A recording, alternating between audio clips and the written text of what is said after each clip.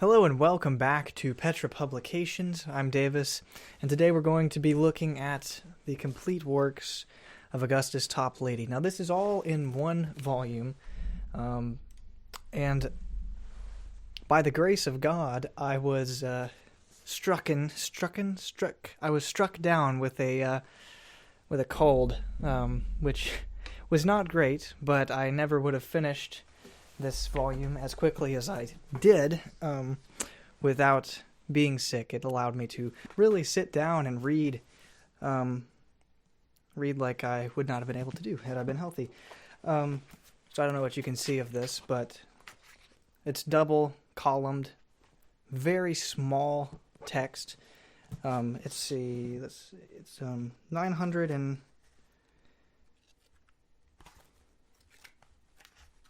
915 pages long, and it's a really great book.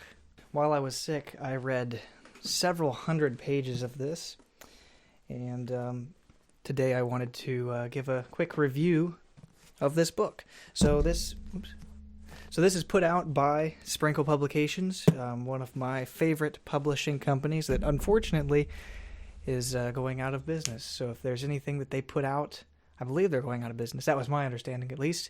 If there's anything that they've put out that you think you might be interested in, I strongly encourage you to go ahead and get it. Most of their stuff you can find on Reformation Heritage. Other stuff you might have to buy off of their website, and I'll link to both of those in the description down below. Now, what did I think of this volume? What did I think of the contents of this volume? Now, Augustus Toplady, he lived in the 1700s, and he was the rival of John Wesley. And my intention is to now go back and read the complete works of John Wesley at some point. And the college that I'm looking at actually has the complete works of John Wesley in the library, and so I think I'm going to take a little bit of time, a little bit, his works are longer than I can reach across, but read those. I think that would be a fantastic use of time. But what did I think, and what were the contents of this book? So I personally really liked this book and the contents thereof. Now, there are a few things that I need to say to clarify that statement a little bit. The reason that I found this book so enjoyable, or one of the reasons, was that the very first thing that you read is a short memoir of the Reverend Augustus Toplady. He was a Anglican clergyman, and what I found to be so attractive about this book as you begin reading it is it starts out with his journal. And I absolutely love reading journals. It is one of the most influential things that I personally have read ever, just journals of anybody. Whitfield, Edwards, Wesley himself, and now Augustus Toplady. Journal entries they immediately show you who the man was and what he stood for, and or woman, depending on what you're reading, but or who you're reading, but just so good. And I think it immediately shows the intention and the intentions of the man. And I think that journals immediately show the individual's intentions and the intentions of their heart, what they're trying to do, what they're trying to accomplish, whether good or bad. I think that a journal is very honest. You're very honest in your journal, and that's exactly why I keep a journal.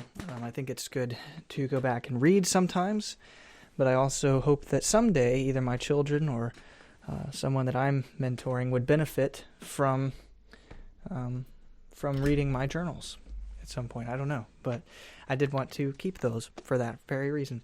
Now, what are the contents of this book? Okay, the contents of that book are everything that a man could possibly write.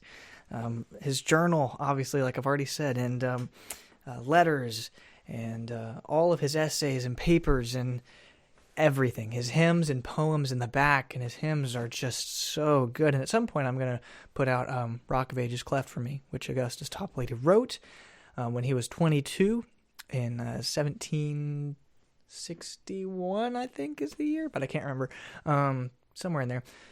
But he was 22 when he wrote that, and I'm going to release a recording of that at some point.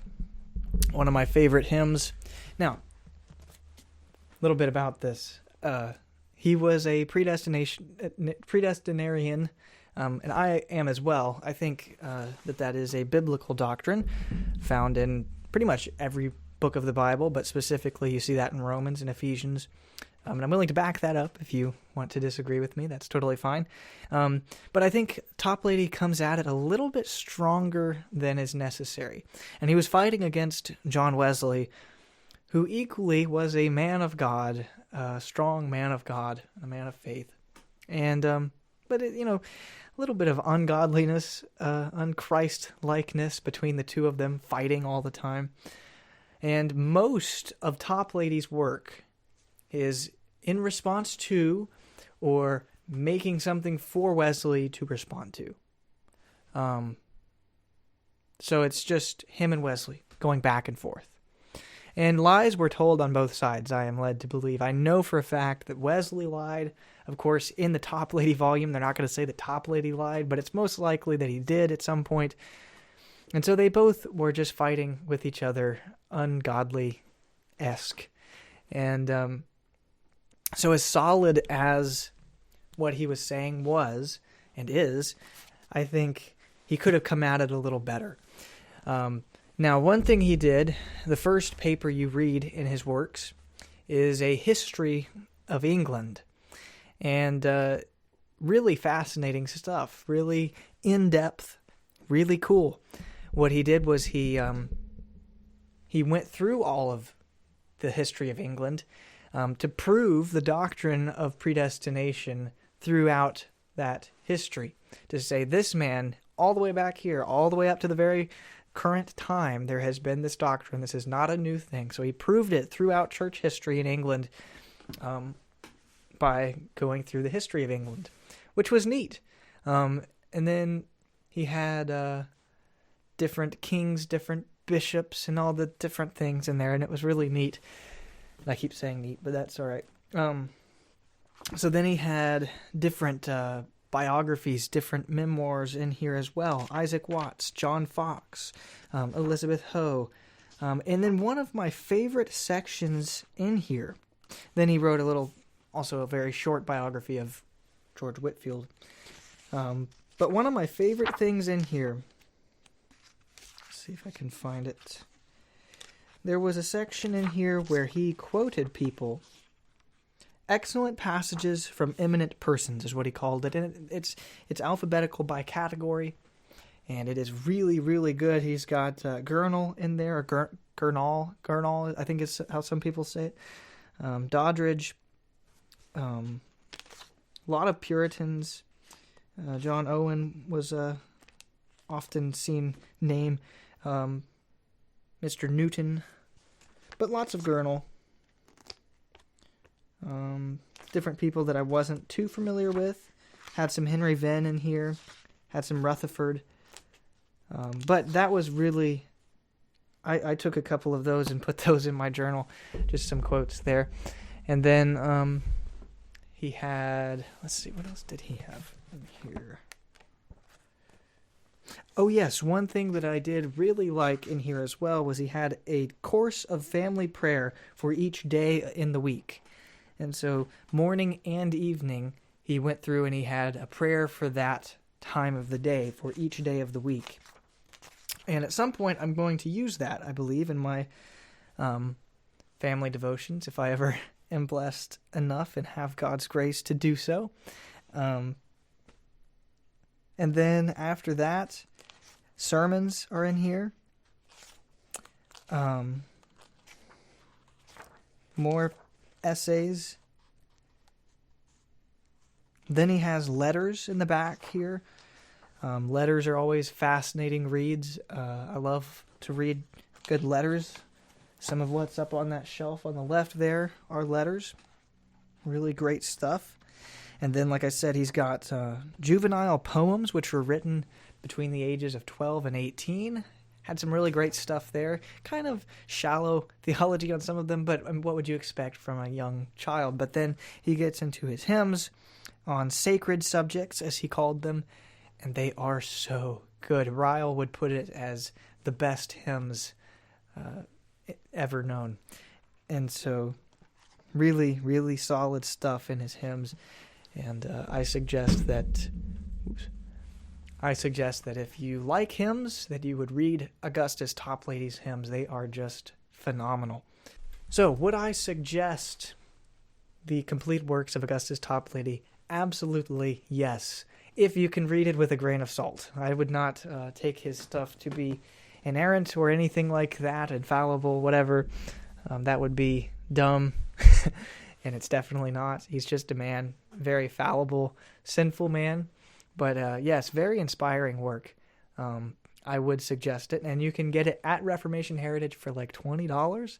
For the size of this book, this is the biggest book that I have read, just size-wise, dimensions, pages. This is the biggest book.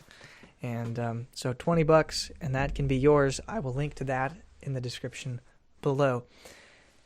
Well, thanks so much for watching. I hope that this has helped you or blessed you in some shape, way, or form. Be sure to tune in next week. I'm thinking about starting a teaching series through the Gospel of John that I have been working on.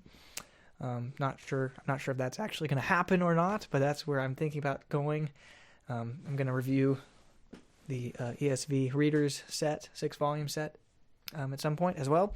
So be sure to tune in for that. Thanks so much for watching. Have a blessed day.